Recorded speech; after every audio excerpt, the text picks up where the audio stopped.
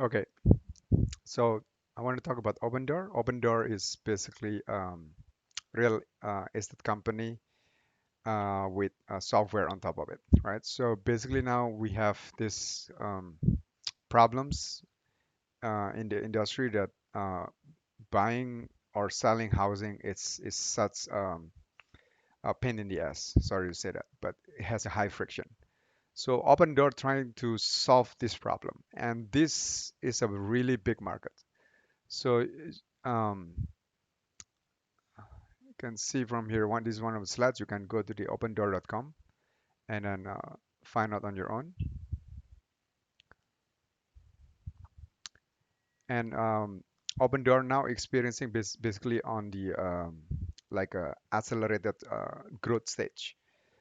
Just remember this: every technology companies that are being adopted is growing through an S curve, right?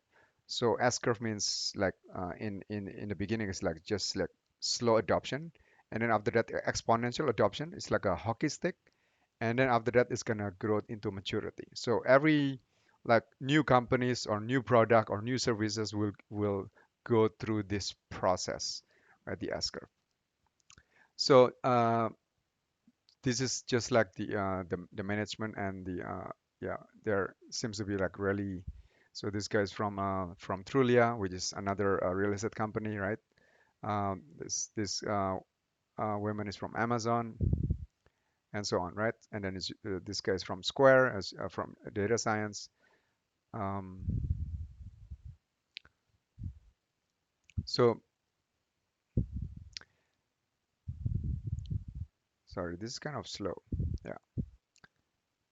So basically by removing the friction, basically Opendoor is trying to unlock the potential for people to have uh, home, to have house, because this is part of the American dream, right?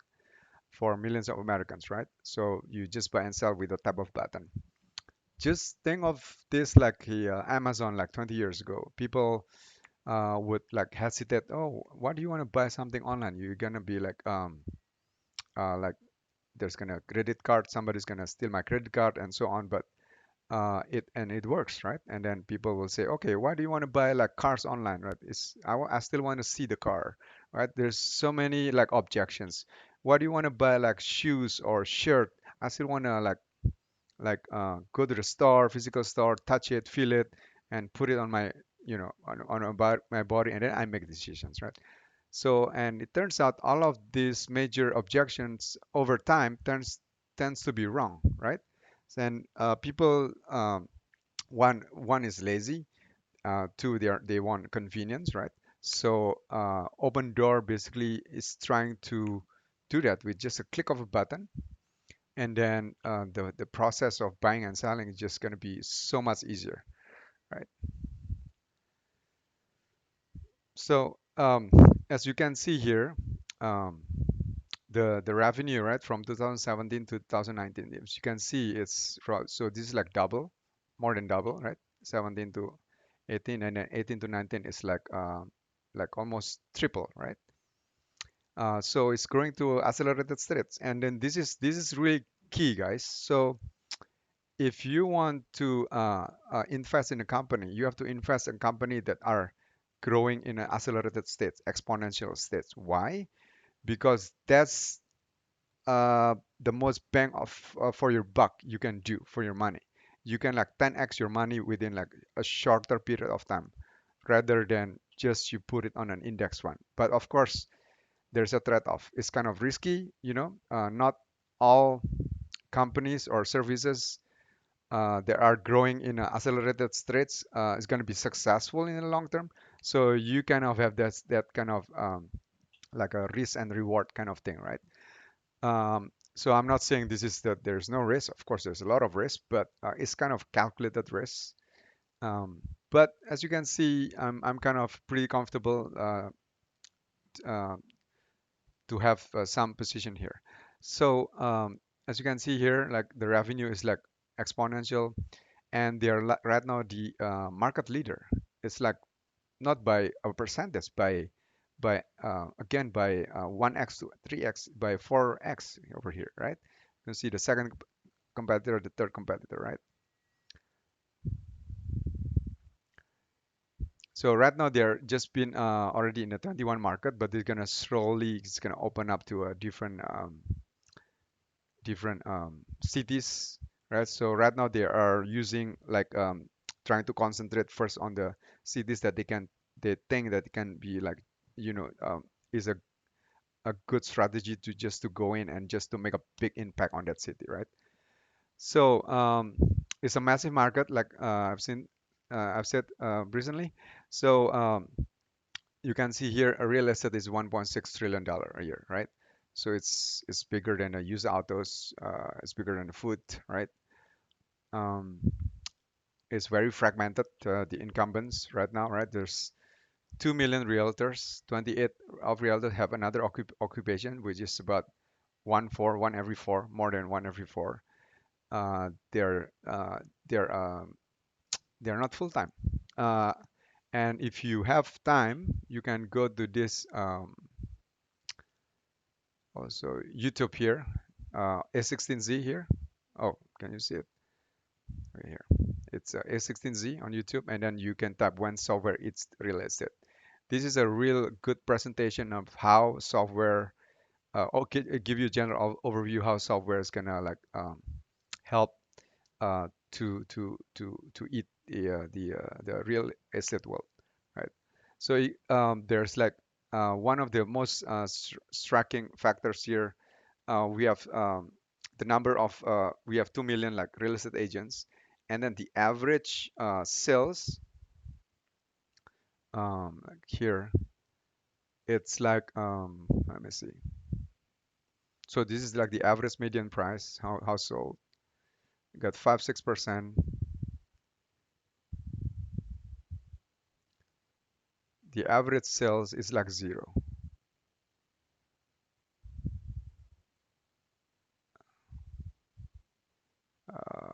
Not here.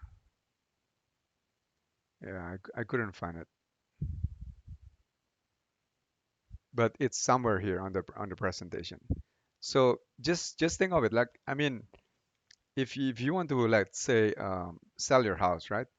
And then you contact a broker or real estate broker, right? And then the average brokers, they don't have any sales on that particular year. So and this is one of the biggest like purchasing decision in your life, right? Because it's a lot. Like $250,000 is a lot, right? Or $200,000 is a lot for a lot of people. Um, and then you're gonna trust a person that don't have any sales on that year. It's like it's like when you take a taxi or Uber, or you go for a flying experience like American Airlines, and that pilot has never driven in a year, never fly that aeroplane in a year, or that taxi driver has never been driving that car for a year, right? So you're like, what is that? You just think about that. That's for me, it's like mind blowing. Like this is one of the most expensive like transaction you ever have in your life, and then you are betting on a person that have no experience on that year, right? That's crazy. Anyway, so go back to here on Opendoor. So huge market. This is just a breakdown of the commission, blah blah blah, right? You can just do it on your own. I need to upgrade my computer. My computer is kind of slow. Okay. Um, but basically just showing that's how easy it's gonna be, right? It's just like buying and selling, like like they want to make it so frictionless. Just ask, if you're still young, ask your parents how difficult or it is to just to buy or sell a house, right? Basically, Open Door is just when you go to their website, you put let's say you want to sell your house, and then you put your address of the house, and then they will just give you an offer straight away, right? Okay, which is 200,000, 300,000, 350, 346,000, whatever.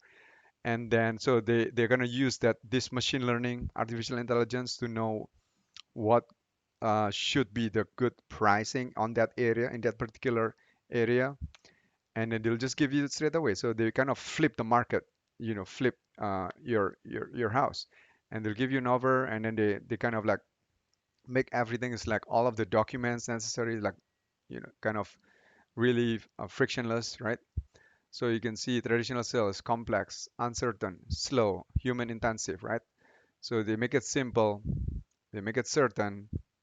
So it says guaranteed close on your timeline, fast, flexible closing in fast, safe, right?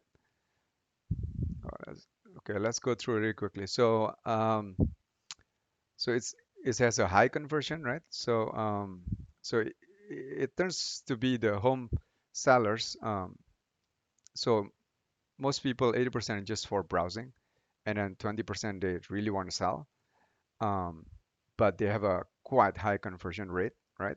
90% direct to us is without agents, right? So this is also important. If without agent, that means you're gonna get more from for the house that you sell, right? Or for the house that you buy, kind of. I think it's sell or buy. Um, Forgive me, I'm not really familiar with which one get charged more. I'm not into this industry. I'm just also trying to understand. But uh, without agents means basically you got more, right? For the house that you want to buy or sell, kind of. So here's the real seller conversion versus fee. Even at 10% fees conversion is 23%. At 6% fees conversion is 44%. So if you I think this is the fees, right? So if you charge less, the conversion is high. If you charge more, this is understandable, right? So basically, I think with an agent, you're gonna be charged more, kind of, right? That's why now the real estate broker also have all of this like a uh, they call it a kickback. Like after you finish the transaction, the purchase and buying, and then it'll give you like a you know certain amount of dollars, right? Kickback. And this is really important. Okay, so in the tech industry, there's this thing called NPS. It stands for Net Promoting Score. It's basically how good you are in the eyes of your customer. The higher the NPS, the Net Promoting Score, which means the customer, the client, the end users, they are more happy with your product, and therefore they are likely to promote your product. So in a sense, it's a word of mouth, right? Word of mouth is really, really important, right? It's more powerful than marketing advertisement, right? Just look at Tesla. Like, so Opendoor has really high, which is 70, which is kind of unheard of in this space, right? And normally this kind of high promote NPS, like 70 and above, is only achievable with like a tech company like Netflix, Uber, or also Carvana, right? Um, so that's really, really, really good indicator, right? You are into the high accelerated revenue, right? Right? Which means many people like exponentially like using your product and services, and then on top of that, the customer that has been using your product and services, they are really, really like satisfied, and therefore they're promoting it to their friends, to their um, family, and so on, right? Right. So you can just read this on your own. But basically, it's just saying they're rebuilding the whole customer experience from scratch, right? And this is the things that I would like to bet on for my money. Is to basically to rewrite the industry, to rewrite the textbook, to make a dent in the new universe, right? That's what Apple Steve Jobs said, right? Um, okay, so this is just okay. So it says here the cost advantage using technology in this case, I think is a lot. I think a lot of machine learning, artificial intelligence, right? So you can see here they are claiming they're 12 times more efficient than a traditional agent, right? Economic of scale, 40% bulk pricing discount on home material, 10,000 discount on our platform, blah blah blah. And then this is the let's see, what is this? Come on. Okay, so they are into now in six market, reaching 2.7 billion run rate revenue. So these are the cities that they are targeting right now, right? Atlanta, Orlando, Dallas, Las Vegas, Phoenix. I'm not sure why they don't start in California is not here. So they're still in the early stage. Look at this, just like 3%, right? 3% market share. So they are accelerating. They are in a huge market. They are still in the early like stage of the grabbing this market share. Um, they have a high NPS, right?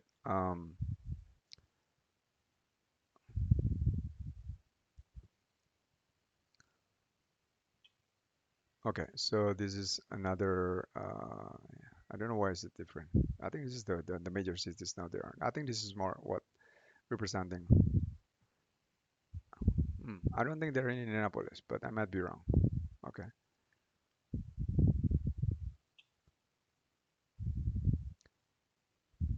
okay. So this one. So this is just the beginning. This they're comparing with some of the companies that's already gone before them, like Amazon, right? Has 14% market share, $1.5 trillion market cap. Uber is only about 4%, the 50 billion market cap. Carvana 3 billion is only 1%, and Opendoor is less than 1%. So they are still really early, right? But they have all of those good metrics, the high NPS and so on. Um, and now we have this COVID-19, right? So many more.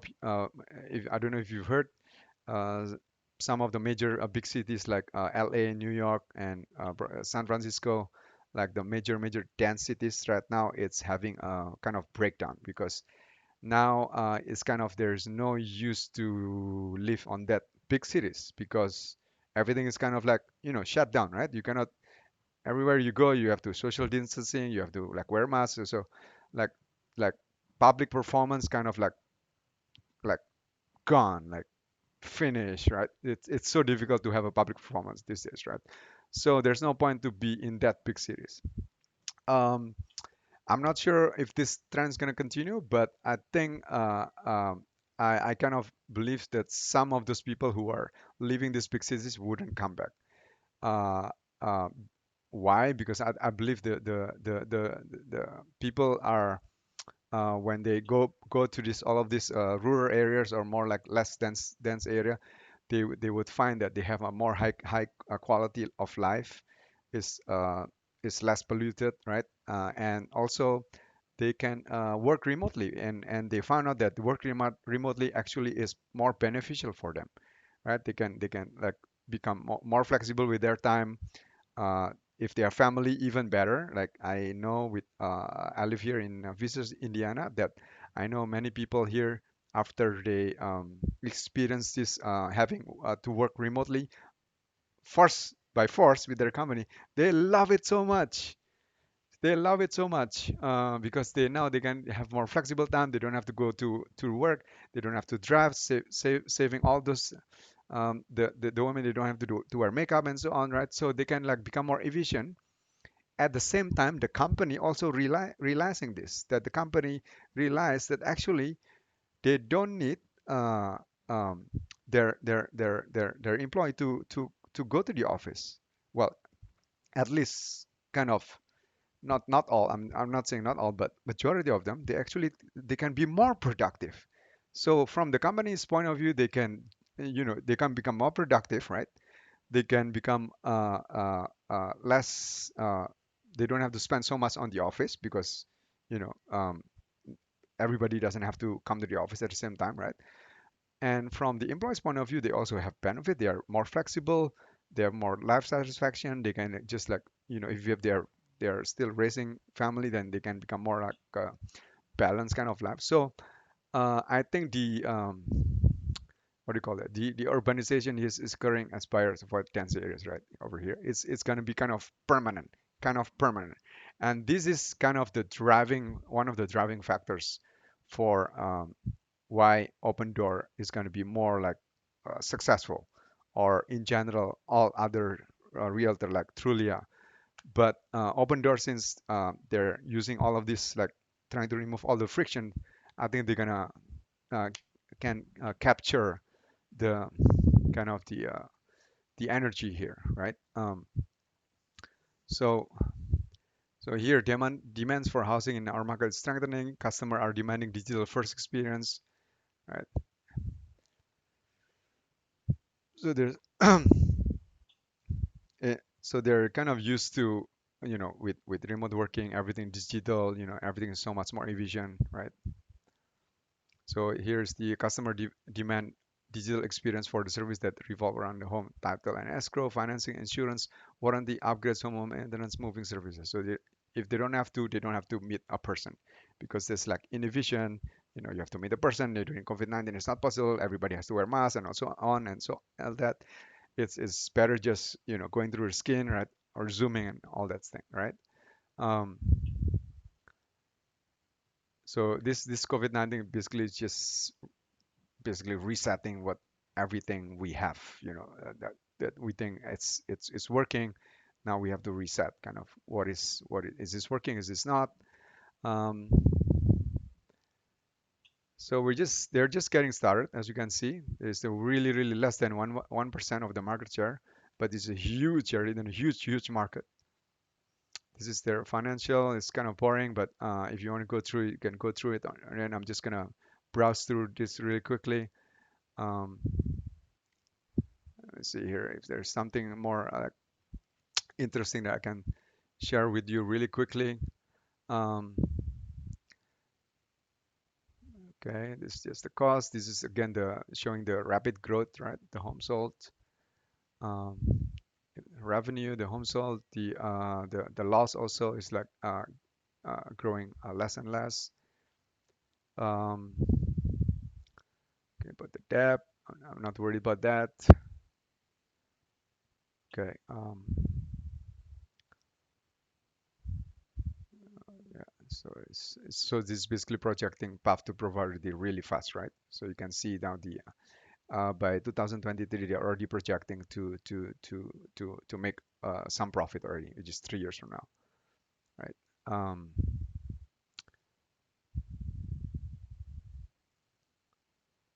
okay, what else can I say?